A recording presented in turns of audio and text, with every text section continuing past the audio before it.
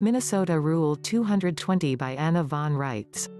Minnesota Rule 220 is an administrative rule of the Territorial State of Minnesota which provides that a man can establish his identity by providing sworn or affirmed testimony from two witnesses having reasonable first-hand knowledge of his identity. In practical terms, you should have two witnesses who have reasonable first-hand knowledge of who you are and where you come from that matches the details on the birth certificate. Reasonable witnesses for this purpose include 1. Your parents, 2. Your other close relatives, 3. Your long-term friends and classmates, 4. Your long-term employers and workmates, 5. Pastors and priests who have known you for 7 or more years, 6. Public officials who have known you for 7 or more years. Because the Territorial States of States are all just franchises of the Federal Territorial Commercial Corporation, they all honor each other's rules, and so a rule in Minnesota or a certification process allowed in Oregon is, unless specifically disallowed by your Territorial State of State, honored, and in this case, allowed as evidence establishing a man's identity. I know of no state of state which has objected to honoring evidence as provided under Minnesota Rule 220.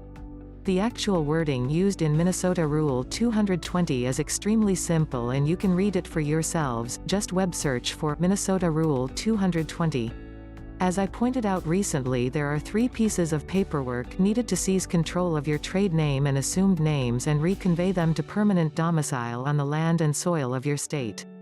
And there are also 3 pieces of paperwork that prove that you are the John Tyler Brown being referenced. 1. The BC giving the details of where and when a certain John Tyler Brown was born. 2. And 2 competent witness testaments affirming that you are the owner-operator of the lawful person, trade name, who was born on the day and at the place shown on the BC. The witness testaments affirming your identity fulfill Minnesota Rule 220. The basic pieces of paper involved establish your identity and your political status and capacity and ownership interests. They place you and your various names firmly under the public law and outside the statutory law. They provide you with superior evidence of who you are and where you are coming from and what you are owed. 1. Acknowledgement, acceptance, and deed of reconveyance establishes that your trade name is being officially removed from the international jurisdiction of the sea and from foreign places like Puerto Rico, and returned to a permanent domicile on the land and soil of your birth state, not a state of state, the actual land jurisdiction state of the Union. This repatriates your good name to the land and soil jurisdiction. 2. Expatriation Act establishes that you willingly expatriate from any and all federal, territorial, and municipal citizenship obligations and duties and return to your birthright political status. This declares that you are not voluntarily acting in any capacity as a federal employee or dependent or franchisee.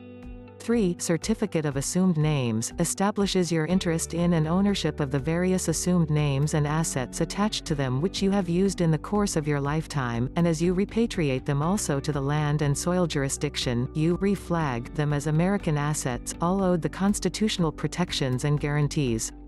4. A certified or authenticated birth certificate providing the details of your actual nativity, where, when, and parentage. This is a private document that you don't record, but which you present as evidence of the physical event. 5. 2 witness testaments affirming from without the United States and under penalty of perjury under the public law of the United States of America that you are the John Tyler Brown, or whatever your proper name is, who was born on such and such a day and place, and that they have reasonable first-hand knowledge of the facts. And that is the only big deal about Minnesota Rule 220.